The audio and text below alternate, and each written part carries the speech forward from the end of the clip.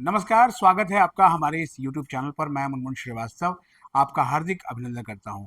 बहुत बधाई आप सभी को जिनका number first round seat allocation में आ गया है, और उनको भी मायूस होने की ज़रूरत नहीं है जिनका इस राउंड में नंबर नहीं आया है।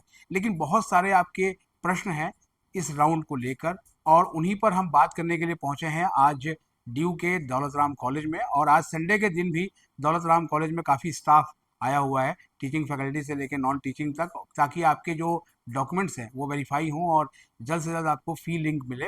और हमारे साथ मौजूद हैं कॉलेज की प्रिंसिपल और दिल्ली यूनिवर्सिटी प्रिंसिपल एसोसिएशन की सेक्रेटरी प्रोफेसर सविता रॉय। और उनसे हम ये जानेंगे कि मैम, अभी जो राउंड वन आया है उसमें मैक्सिमम बच्चों को सीटें तो मिली हैं पर पसंद का कॉलेज नहीं मिला। स्वागत है हमारे चैनल पर मैम। धन्यवाद मुनमुन जी। आपको भी बहुत मुबारक, क्योंकि आप भी बड़े दिनों से बच्चों को सीट्स एलोकेट हो जाएं इसके लिए काफ़ी चिंतित परेशान यूनिवर्सिटी के अथॉरिटीज से बात करते रहे। और हमारे को भी फ़ायदा हुआ कि हम आपके माध्यम से बच्चों को ठीक टाइम पे ठीक एडवाइस दे पाते हैं। तो इसलिए आपका भी बहुत बहुत धन्यवाद इस सिस्टम से जुड़ने का। जी मैम। तो मैम, बच्चे ये जानना चाहते हैं कि इस बार जो है एक नई चीज़ दिख रही है उनको, एक कट ऑफ नज़र आ रही है उन्हें, ना केवल जो है अपने कोर्स वाइज बल्कि कैटेगरी वाइज भी दिख रही है। तो वाइस चांसलर साहब ने जैसा कहा था, मुझे लगता है कि डैशबोर्ड पे वही परसेप्शन दिख रहा है अब। जी मुनमुन जी, वाइस चांसलर साहब हमारे विजनरी वाइस चांसलर हैं, और हमेशा ही नए नए आइडियाज, उनकी तो सारे एक्शंस प्रो स्टूडेंट होते हैं। तो वो हमेशा कहते हैं हम सब यहाँ पे हैं बिकॉज स्टूडेंट यहाँ पे है। जब तक स्टूडेंट है तब तक हमारी वजूद है। तो इस हिसाब से वो जब भी कोशिश होता है किसी भी एरिया में, हमेशा स्टूडेंट को फर्स्ट करके आगे पॉलिसी बनाते हैं। तो जैसा उन्होंने अनाउंस किया वैसे कर दिखाया। अब सारे स्टूडेंट्स को अपना प्रेफरेंस भी दिख रहा है, ये भी दिख रहा है कि उनके कहाँ पे एलोकेशन हुई थी, आगे क्या सीन है। तो बच्चे मतलब ये इससे ज़्यादा ट्रांसपेरेंसी मैं सोच नहीं सकती। इसके बधाई के पात्र तो हमारे निश्चित ही वाइस चांसलर साहब हैं। तो इसी से जुड़ा हुआ सवाल मैम जो है वो उन बच्चों का है जिनका नंबर नहीं आया, कि राउंड टू में कट ऑफ कितना गिर सकता है। क्योंकि फर्स्ट राउंड में हमने देखा कि शायद ड्यू की हिस्ट्री में पहली बार ऐसा हुआ है कि कट ऑफ थोड़ा नीचे ही रहा है। शायद ये नॉर्मलाइज स्कोर सीयूटी का असर है या कुछ और है। कट ऑफ क्या होता है ये मुझे मालूम नहीं है, because I am not the competent जी। Person to tell. अब इसके अंदर अगर ये इनपुट आ रहा है कि बच्चों को उनकी सीट एलोकेशन हो गई है, प्रेफरेंस सीट, कॉलेज अगर उनका नहीं मिला है, तो ये थोड़ा वर्कआउट हम भी करेंगे। और जो दिल्ली यूनिवर्सिटी, जैसे मैंने कहा कि सब कॉलेज बराबर हैं, और इस बार थोड़ा हमारी यूनिवर्सिटी भी बड़ी स्ट्रिक्ट है कि सारे कॉलेजेस में बराबर जैसे पढ़ाई होती है वैसे ही होगी। तो इस बारे में बच्चों को चिंता करने की जरूरत नहीं है कि आपका चॉइस का कॉलेज नहीं मिला। लेकिन फिर भी सेकेंड राउंड में उम्मीद रखनी चाहिए। अगर मान लो आपने अपग्रेड किया अपने आप को, चॉइस रिक्वेस्ट की आपने, तो हो सकता है आपका अपग्रेड भी हो जाए और सीटें फिर और भी अवेलेबल हो बाकी बच्चों के लिए। तो इसके अंदर ये डिमोटिवेट हो जाना कि मुझे कॉलेज नहीं मिला, वो अभी तो शट एंड क्लोज केस नहीं है। आप आगे भी कोशिश कीजिए, डैशबोर्ड पे देखते रहिए, सेकेंड राउंड की वेट कीजिए। अगर वहां पे आपको आपकी चॉइस का कॉलेज भी मिल जाता है तो बेस्ट, नहीं मिलता है तो कोर्स मिल जाए। तो मैं तो मेरे विश्व उम्मीद में तो ये है कि सबको उसका कोर्स मिल जाना चाहिए। अगर कोर्स मिल जाएगा तो फिर आप उस कोर्स को करके आगे बढ़ पाएंगे। कॉलेज मिल जाए और कोर्स वो चॉइस का नहीं मिले तो वो रिस्क बेकार, एकेडमिक्स यानी पॉइंट ऑफ व्यू से कॉलेज और बेकार कोर्स है। में चॉइस हो तो कोर्स को ही चुने हमेशा। बिल्कुल, 100%। अगर मेरी चॉइस मैथमेटिक्स में है और आपने मुझे मैथमेटिक्स, मुझे किसी कॉलेज में वाई में मिला है, मेरी चॉइस एक्स है, और मैं उसके अंदर जाके बीएससी लाइफ साइंस मिल रहा है और मैं कॉलेज की वजह से लाइफ साइंस में चली गई, चॉइस मेरी मैथमेटिक्स में थी और चली गई लाइफ साइंसेज में, तो वो बिल्कुल ही आपका करियर, आपकी मोटिवेशन सब खत्म हो जाएगी। आप मैथ्स में जाके किसी भी कॉलेज में एक्सेल कर जाओगे, डिग्री तो सब कॉलेज की बराबर दिल्ली यूनिवर्सिटी की ही मिलने वाली है। तो course has to be preferred first, उसके बाद कॉलेज का चांस आता है। लेकिन मैम, बहुत से पेरेंट्स जो है वो लगातार फ़ोन करके भी कह रहे हैं कि हमारे को तो अच्छा कॉलेज नहीं मिला, इसीलिए हमने अभी तक अपने बच्चे को सीट एक्सेप्ट करने के लिए नहीं बोला। नहीं, ये गलत नोशन है, और ये गलत कैंपेनिंग भी चल रही है कि कॉलेज नहीं मिला। अगर मान लीजिए अगर अगले राउंड में नहीं मिलेगा तो क्या आप बच्चे को नहीं पढ़ाएंगे? दिल्ली यूनिवर्सिटी में एडमिशन लेना बहुत मुश्किल है। और जिस हिसाब से यहाँ पे fees as compare to private colleges अगर आप चाहिए जहाँ पे लाखों की फीस होती है, यहाँ पर तो फ्यू थाउजेंड रुपीज की फीस में आपको पूरी पढ़ाई, बेस्ट फैकल्टी, बेस्ट इंस्टीट्यूशन मिल रहा है और बेस्ट एक्सपोजर मिलता है। और दिल्ली यूनिवर्सिटी में जिस तरह से कमिटेड फैकल्टी हैं कहीं भी नहीं मिलेंगे। तो ये तो एक गलत डायरेक्शन में प्रोपेगेंडा जा रहा है कि कोर्स नहीं मिले, कॉलेज नहीं मिले तो छोड़ दो, सारे कॉलेज बेकार है। नहीं, बिल्कुल गलत बात है। आप कोर्स पे इंसिस्ट कीजिए, और जब स्टूडेंट पढ़ना चाहता है तो सर टीचर पढ़ाएगा, ये नहीं होता। तो आप लोगों के ऊपर सारी बात डिपेंड करती है स्टूडेंट के ऊपर। स्टूडेंट कितना कमिटेड है, कितनी ऑफन क्लास में आता है, टीचर उतना ही कमिटमेंट से आता है, क्योंकि टीचर एक सेम लॉट से आ रहा है। तो मैं आप लोगों को बधाई देती हूँ जिनको उनके कोर्सेज सब मिल गए हैं। और इस उसमें कभी कभी मत रहिए कि आपको कोर्स मिल गए और कॉलेज के लिए आप अपना कोर्स सेकंड ग्रेड का चूज करो, ये नहीं होना चाहिए। तो मैम ये आप कहेंगे कि फटाफट सीट एक्सेप्ट कर लें, क्योंकि बिल्कुल, they should accept the seat and they should immediately pay the fees. अगर आपके डैशबोर्ड पे कुछ या स्टूडेंट रिमार्क वाले कॉलम में कुछ कॉलेज ने रिमार्क दिया है तो आप उसको फौरन एड्रेस कीजिए। हम तो संडे भी बैठ करके अपने कॉलेज में काम करें ताकि आपको मंडे वर्किंग डे मिल जाए। आपके सर्टिफिकेट में अगर इधर उधर कुछ हम कमी बेसी मिल रही है हमें, जो कि हम आपको सिरे से नहीं नकार रहे, हम एडमिशन फी भी देंगे प्रोविजनल। लेकिन अगर आपका ओबीसी का सर्टिफिकेट इशूड ही नहीं है इस साल का, तो अगर आपके पास दो दिन है तो आप 2 वर्किंग डेज में ओबीसी नॉन क्रीमी लेयर का सर्टिफिकेट जो 31 मार्च 2025 से बाद में इशूड है, अभी भी आप अपलोड कर दें, हम आपको दे देंगे एडमिशन। लेकिन कुछ में है, नाम का फर्क है या इधर उधर है, तो उनको हम सिर्फ एक रिमार्क इरेज करते हैं, उनको बता देते हैं कि आपका एडमिशन प्रोविजनल है और आप जब ज्वाइन करें तब तक आप अपना वो नाम वाम का करेक्शन करा लें। तो हम इस बार हम बहुत फाइन ट्यूनिंग में नहीं जा रहे, लेकिन हाँ, जो ओबीसी और ईडब्ल्यूएस सर्टिफिकेट्स हम मार्क कर रहे हैं, फ्लैग कर रहे हैं रेड, जिसके अंदर क्वेरीज रेज हुई हैं, हम जैसे ही एडमिशन हमारा ये राउंड कंप्लीट होते हैं हम फौरन उसकी वेरिफिकेशंस भेज देंगे। तो वेरिफिकेशन थर्ड पार्टी होगी, उसमें जो अगर गलत सर्टिफिकेट निकलेगा उनके एडमिशंस भी कैंसिल होंगे। एक अच्छा रिस्पांस भी ये मैम देखने को मिला है, जो अभी हम आपसे बातचीत कर रहे थे, कि फीस भी जो है बहुत से बच्चों ने पे कर दी है। बहुत से बच्चों ने तो नहीं की है, जैसे अभी भी बच्चे वेट कर रहे हैं कि भाई मैं पता नहीं क्यों वेट करी, इस बार की एलोकेशन तो हो गई। इट इज बेटर अगर आप फीस पे कर दो जल्दी से, तो हमारे को भी आइडिया लग जाएगा, हम भी अपनी रिक्वेस्ट फॉर्म वगैरह बनाएंगे कि किस में क्या कितनी सीट्स बचती हैं, और आपके नेक्स्ट सब्सिक्वेंट राउंड में हमें भी थोड़ा सा टाइम मिल जाएगा वर्कआउट करने के लिए। लेकिन अब अगर आप 11th आवर लास्ट डे पे करोगे तो फिर हमारे को भी वो शीट बनाने में, यूनिवर्सिटी को रिस्पॉन्स देने में टाइम लग जाता है। तो better to settle with it, pay the fees. If you are not paying the fees तो हमारा भी स्टाफ थोड़ा सा डिमोटिवेट होता है कि इक्का दुक्का एप्लीकेशन आ रही है, पूरे दिन हम बैठ रहे हैं, तो वो भी सही नहीं है। तो बच्चों को अपना डिसीजन ले लेना चाहिए, जल्दी एक्सेप्ट करें फॉर्म, जो क्वेरीज है उनको फिनिश करो, रेज किया हुआ है, अब पेमेंट करो fees and be free. After that you start thinking of, if you are coming from outside, where will you stay. Hostel facility जिस कॉलेज में है वहाँ हॉस्टल के लिए लिंक्स देखो ऑलरेडी ऑन हो जाएंगे कल से। तो अगर हॉस्टल लिंक्स ऑन हो गए तो आप हॉस्टल के फॉर्म्स भरना शुरू करो। उसके रिजर्वेशन चाहिए होंगे क्योंकि इंटरेक्शंस भी होती हैं, हर एक कॉलेज का अलग तरीका होता है। आपको अगर पीजी में रहना है, हॉस्टल में नहीं रहना, तो उसके लिए भी आपको जरूरत पड़ेगी, छुट्टी लेके पेरेंट्स के साथ आओगे और यहाँ पे रहने का अपना बंदोबस्त करोगे, क्योंकि 1 तारीख को हम एक्सपेक्ट करेंगे कि हम आपकी ओरिएंटेशन करें और पेरेंट्स के साथ बच्चे सारे इनवाइटेड हैं। यानी मैम जो बच्चे लिख रहे हैं कि हमारा हमने फीस जमा कर दी, तो हमें कॉलेज कब आना है, अब तो यानी 1 तारीख को ही आना है? अगर उनको हॉस्टल के लिए बुलाया जा रहा है तो पहले भी आना पहले पड़ आना सकता है, पड़ेगा। राइट। अगर हमने जैसे कि हॉस्टल का टाइम दिया हुआ है तो हॉस्टल का लिंक भरेंगे, अपना फॉर्म भर देंगे, शॉर्ट लिस्टेड दिखाएंगे, लेकिन मेंटली आप हमारा शेड्यूल देख करके फर्स्ट लिस्ट में हो तो चांसेस है आपको हॉस्टल मिल जाएगा। तो hostel first come first serve basis पे ही है, और first come first serve basis पे अगर सीट भर जाती है तो नंबर अगर ज्यादा भी आएंगे तो आगे हम नहीं दे पाएंगे आपको, तो आप हॉस्टल की और सीट बुक हॉस्टल के करो। बारे में जो क्वेरी है मैम, उसके हिसाब से है कि क्या एक साथ ही पूरी फीस भरनी पड़ेगी पूरे साल की हॉस्टल की? देखिए, इसके अंदर ये होता है कि हम जनरली पूरे साल की फीस ले लेते हैं और मेस की फीस हम हाफ हाफ डिवाइड करते हैं। अभी एक इंस्टॉलमेंट लिया और फिर एक इंस्टॉलमेंट हम जनवरी की लेंगे। कभी कभी किसी केस में होता है ईडब्ल्यूएस कैटेगरी का बच्चा है, हॉस्टल में पार्ट ऑफ द फीस दे करके आना चाहता है, तो हम उसको भी परमिट करते हैं। For that the child has to write an application to us. अब मैं आपके माध्यम से ये भी कहना चाहती हूँ कि जो हमारी इकोनॉमिकली वीकर सेक्शन के बच्चे हैं और उनको हमारे कॉलेज की फीस ज्यादा लग रही है, दिख रही है, तो उन्होंने अपना ईडब्ल्यूएस का सर्टिफिकेट, एक एप्लीकेशन लिख करके हमें भेज देनी है।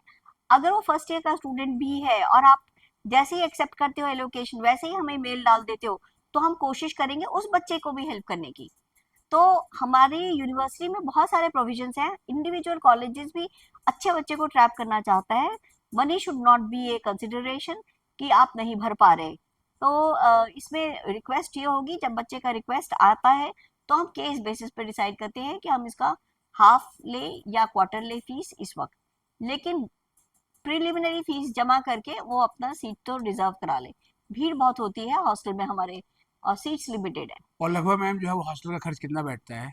लगभग हमारा 1,60,000 है, इंक्लूडिंग फूड, दिस सेमेस्टर। और एक सवाल मैम जो है वो मैक्सिमम बच्चों ने पूछा है कि एकेडमिक डॉक्यूमेंट्स वेरीफाइड उनके डैशबोर्ड पे दिख रहा है, तो इसका मतलब क्या है? रात से ही ऐसा आ रहा है? अगर एकेडमिक डॉक्यूमेंट्स वेरीफाइड है तो हमारा स्ट्रक्चर ये है कि पहले हम कैटेगरी सर्टिफिकेट्स वेरीफाई कराते हैं, बाकी सर्टिफिकेट्स 10th क्लास वगैरह के नाम वगैरह वेरीफाई किया, तो एकेडमिक डॉक्यूमेंट्स पूरे वेरीफाई अगर हो गए, सब्जेक्ट मैपिंग वेरीफाई हो गई, तब ये जाएगा कन्वीनर के पास। एडमिशन कन्वीनर के पास सारे सब्जेक्ट्स का लोड होता है।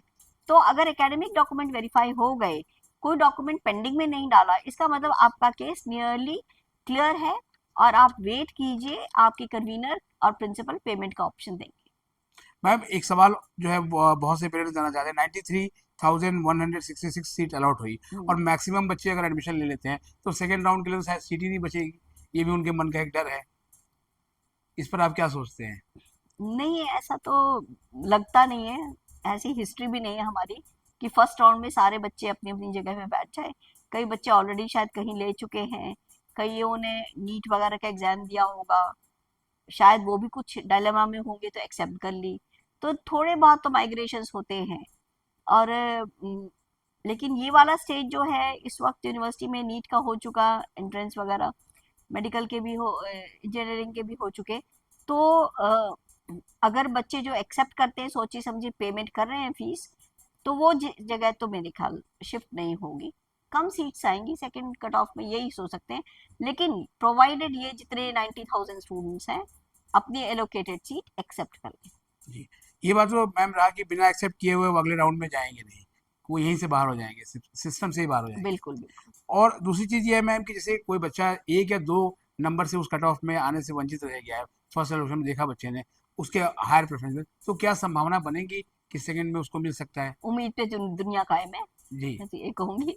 मतलब वो सबका उम्मीद ना छोड़े। नहीं नहीं, आप लोग लास्ट डे तक भी नहीं, स्पॉट राउंड पे भी उम्मीद नहीं छोड़ी जाती है, तो हम तो अभी तो फर्स्ट कट ऑफ में ही है, तो उम्मीद पे दुनिया कायम है। अगर आपको बहुत ही स्ट्रांगली चाहिए ही एक पर्टिकुलर कॉलेज एक नंबर से मिस हो रहा है, तो सेकंड राउंड की वेट कर लीजिए। आप एलोकेशन अपग्रेडेशन के लिए आप अपना डैशबोर्ड पे एक क्लिक और कर सवाल लीजिए। जो है वो मैम उससे बच्चों से ज़्यादा उनके पेरेंट्स परेशान हैं। बच्चे ने जो प्रेफरेंस बनाई उसमें उसने ऑनर्स के साथ बीए प्रोग्राम भी रख दिए और संयोग से उसको बीए प्रोग्राम में कॉम्बिनेशन अलॉट हो गया। मान लीजिए एग्जांपल बताता हूँ आपको, एक बच्चे को साइकोलॉजी ऑनर्स करना था लेकिन उसको साइकोलॉजी ऑनर्स नहीं मिला, उसे बीए प्रोग्राम में साइकोलॉजी प्लस इंग्लिश ये मिला है कॉम्बिनेशन। तो क्या वो आगे चल के साइकोलॉजी में उसको ऑनर्स की डिग्री मिल जाएगी? आपने एक इंटरव्यू में जी हाँ, बताया जी हाँ, था। बिल्कुल। जो बच्चा बीए प्रोग्राम में साइकोलॉजी प्लस इंग्लिश ले रहा है, वो अपना साइकोलॉजी मेजर बना देगा, मतलब उसको 28 क्रेडिट्स अर्न करने पड़ेंगे 3 इयर्स में, और फोर्थ ईयर जा करके वो मेजर साइकोलॉजी में करके साइकोलॉजी ऑनर्स की डिग्री ले लेगा। और मैम दो एफिडेविट्स को लेकर भी सवाल है, जैसे एक एंटी रैगिंग एफिडेविट और एक कुछ कॉलेज शायद गूगल फॉर्म भी भरवा रहे हैं, तो क्या ये एंटी रैगिंग सर्टिफिकेट जब बच्चा कॉलेज आएगा तो लेकर साथ में आना पड़ेगा? इसका कोई फॉर्मेट अवेलेबल है? और या फिर जब कॉलेज में वो क्लास अटेंड करेगा उसके बाद? नहीं, कई कई हम लोग तो अपने वेबसाइट पे डाल देते हैं। यूजीसी के वेबसाइट पे जा करके रजिस्ट्रेशन कराना पड़ेगा बच्चे को। हम लोग तो यही करते हैं कि यूजीसी की वेबसाइट पे लिंक दिया हुआ है, पेरेंट्स को और स्टूडेंट को दोनों को वहाँ पे लिंक पे रजिस्टर कराना पड़ेगा, और उनकी अंडरटेकिंग जो होगी वहाँ पे वेबसाइट पे रजिस्टर हो जाएगी, और उसकी एक कॉपी वो बच्चे प्रिंट आउट करके वो हमारे पास आएंगे या फर्स्ट को वो डॉक्यूमेंट हम लेते हैं। कई कॉलेजेस में वही डॉक्यूमेंट वो प्रिंट फॉर्म में एक्सेप्ट करते हैं, वो वेबसाइट पे उनकी कॉपी अवेलेबल होती है। तो बेस्ट है आप यूजीसी साइट पे जाइए, क्लिक कीजिए एंटी रैगिंग फॉर्म, वो मिल जाएगा आपको। हमारे कॉलेज में तो हमारे वेबसाइट पे भी मिल जाएगा आपको। तो anti ragging form is required, क्योंकि आप तो अभी फर्स्ट ईयर में आ रहे हो, आपसे कोई आपको कोई रैगिंग ना करे, उनकी भी एंटी रैगिंग फॉर्म है, आपके सीनियर्स की हमारे पास, उनके पेरेंट्स की भी है। और आप किसी और को फ्यूचर में ना करो, दोनों के लिए ये वाला फॉर्म जरूरी है। लेकिन मुनमुन जी मैंने पिछले 3-4 साल में देखा है, हम्म, मेरे यहाँ तो जीरो है, जीरो रैगिंग। Zero ragging. बड़े अच्छे एटमोसफेयर में आते हैं, बल्कि सीनियर्स तो काफी एक्साइटेड होते हैं कि जूनियर्स को हम बताएं कि कौन सा जी है कौन सी वीएसी। ये भी हमें बताना पड़ेगा बच्चों को कि आप अपनी पढ़ाई की मामले में, कि एकेडमिक जो आपका कोर्स डिजाइन करना है 4 ईयर का, उस मामले में आप सीनियर्स की भी तो सुनते तो हो, सुनो, लेकिन अपने मन की पहले सुनो। कोई जिंदगी में ना कोई स्मॉल छोटा और शॉर्टकट रास्ता जा करके कोई भी अचीव नहीं कर पाता।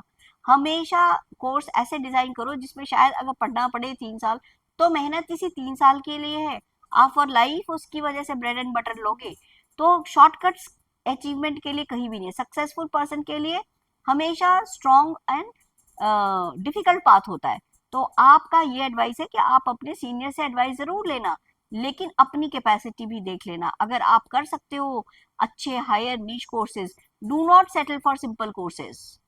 और चॉइस करते वक्त आप ये भी ध्यान रखना कि जीई का एक पेपर अगर किसी टॉपिक पे ले लिया, उसी टॉपिक पे अगर 20-25% कोर्स कवर हो रहा है स्किल में, और तो शॉर्टकट मत लेना कि स्किल वो ले लिया। स्किल ऐसा लो जिसमें कुछ नया सीखा जाए। हर एक कोर्स में अगर सेम सेम ले रहे हो तो तुम्हें कुछ नई लर्निंग नहीं हो रही। ये ध्यान हम यूनिवर्सिटी में भी रखते हैं, लेकिन वॉल्यूम ऑफ स्टूडेंट्स क्योंकि बहुत ज्यादा है, हम बच्चों को भी एडवाइस करते हैं कि अगर आपने एक कॉन्स्टिट्यूशनल वैल्यूज पॉलिटिकल साइंस के बच्चे ने एसईसी में ले लिया, तो कोई वैल्यू नहीं बढ़ी, क्योंकि ये कॉन्स्टिट्यूशनल वैल्यूज उनके कोर में भी हम पढ़ाएंगे। और अगर वही पेपर उन्होंने जी में भी ले लिया तो कोई फायदा नहीं। वही पेपर उन्होंने एससीसी में भी ले लिया तो पूरे साल आप बोलोगे हाँ कॉन्स्टिट्यूशनल वैल्यूज पढ़ रहे हैं, आराम से नंबर लोगे आराम से, लेकिन लर्निंग नहीं होगी आपकी। तो ये बात का बहुत ध्यान रखना कि आप अपने जो कोर्सेज चूज करो वो ऐसे करो कि हर एक कोर्स के अंदर आप कुछ नई सीख करके जाओ। जी। एक सवाल मैम जो है वो कॉलेज की टाइमिंग को लेकर भी है।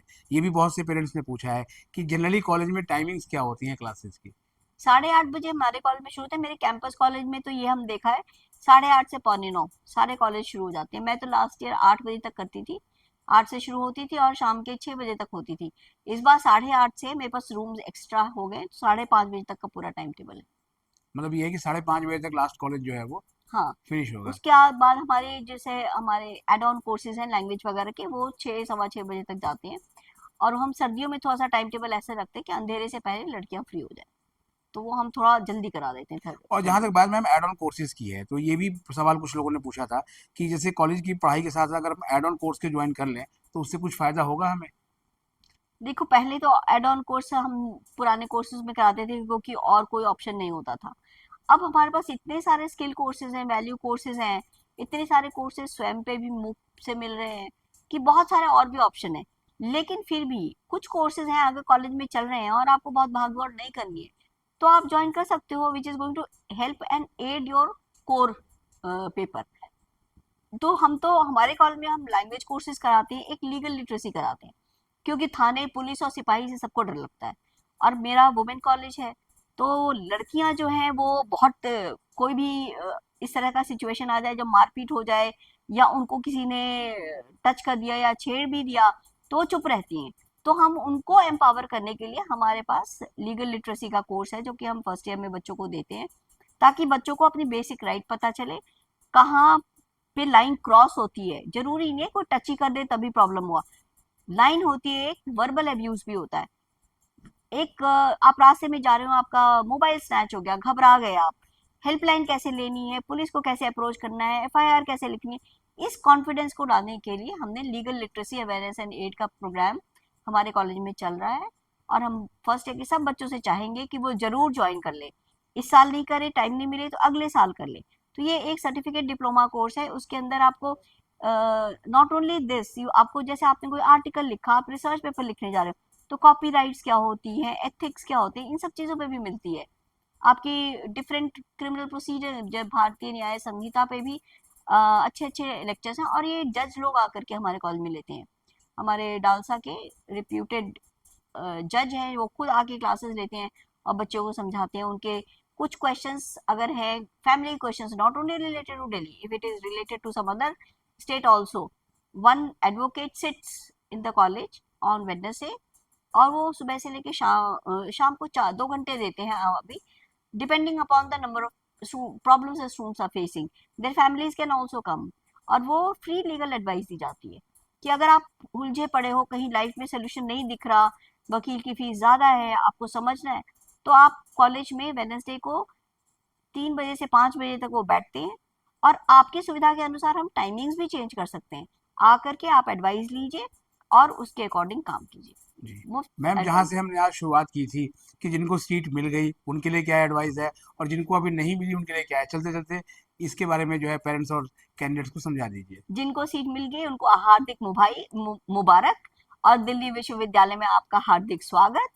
और जिनको सीट नहीं मिली वो थोड़ा पेशेंस रखें, उनको भी सीट मिल जानी चाहिए, पूरी उम्मीद है जी अगले कट ऑफ में। जी, बहुत बहुत धन्यवाद मैम। नमस्कार। तो ये आपने सुना प्रोफेसर सविता रॉय को, और जो है आपने अगर अभी तक सीट एक्सेप्ट नहीं की है तो कुछ घंटे बचे हुए हैं, जाकर सीट ज़रूर एक्सेप्ट कर दीजिए, वरना आप जो CA/CS सिस्टम से बिल्कुल बाहर हो जाएंगे, और फिर आपको अगर मिड एंट्री होती है तभी मौका मिलेगा, लेकिन तब तक ये सीट्स चली जाएंगी और शायद जो है वहाँ जो सीटें हों वो उसी में से जो बची खुची सीटें हैं आपको मिल सकती हैं। तो ये मौका अपने हाथ से ना जाने दें। जैसा कि मैडम ने कहा भी, कॉलेज से अधिक इस समय आपके लिए कोर्स ज़्यादा मैटर करता है। उम्मीद करते हैं आप और आपके पेरेंट्स इस एडवाइस को समझेंगे, और आपके जो सवाल हैं वो कमेंट बॉक्स में आप लिख दीजिए। अगले इंटरव्यू में हम उनके जवाब जो है फिर से मैडम से लेने की कोशिश करेंगे। आज के लिए फिलहाल इतना ही। हमारे चैनल पर नए हैं, चैनल को सब्सक्राइब कर लें और इसे अपने दोस्तों के बीच शेयर करें। मिलते हैं एक और एपिसोड के साथ, तब तक के लिए नमस्कार।